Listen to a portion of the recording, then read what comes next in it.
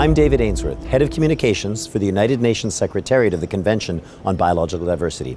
Here we are, the Palais de Congrès, Montreal, Canada, and we're starting the United Nations Biodiversity Conference, or COP15.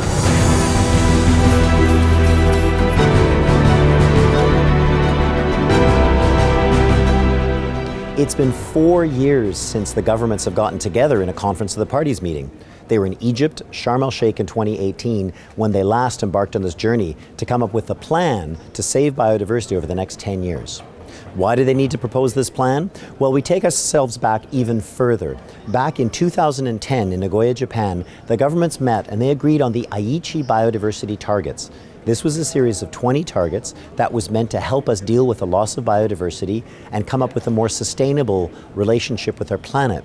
The idea that we could live in harmony with nature by the middle of the century.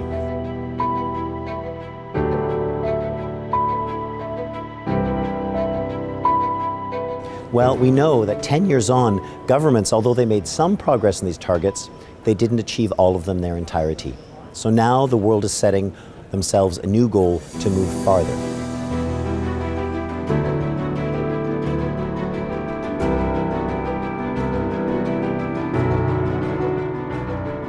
So yesterday we had the opening ceremony for the conference.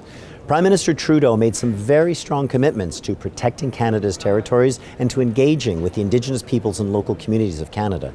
As we make historic progress on our commitment to protect 30% of our land and waters by 2030 in Canada, we're also protecting iconic species.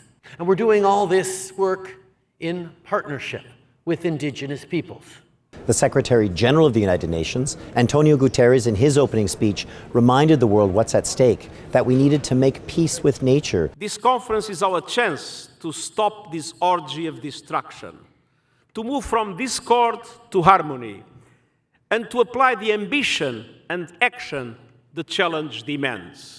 And then Huang Rongqiu pointing out to us that his role as the COP15 president was to bring everyone together to ensure that what we get is an ambitious, realistic, and transformative post-2020 global biodiversity framework. On the part 2 of COP15 conference, China, as the presidency, is willing to play its leading role in substantial and political affairs. China is willing to strengthen communication and exchange with all parties with the framework negotiations, with the support of the Secretariat and the host country, Canada. That framework is the biggest thing at stake here in the conference. Delegates worked from the 3rd to the 5th of December to talk about this framework, to take the text they've been negotiating over the last 4 years and try to bring it closer together, to reach consensus, to get rid of some of the square brackets that we've got on the go for this meeting. So they did that, and now they've started and they've got to finalize it. They began those discussions this morning in plenary. Ladies and gentlemen, please take your seats as soon as possible, please. We're about to begin. The plenary group announced how they were going to break out the work to different people. We had some introductions to the way that we would discuss the Global Biodiversity Framework. We looked at the way that we would organize the work for the other meetings. Most of the work over the next 2 weeks will take place in working groups.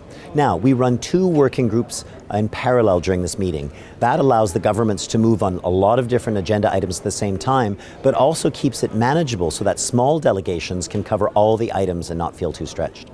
So the different working groups will cover a variety of items. One of the groups will be covering the post-2020 Global Biodiversity Framework, for example. Another one will cover issues on marine biodiversity.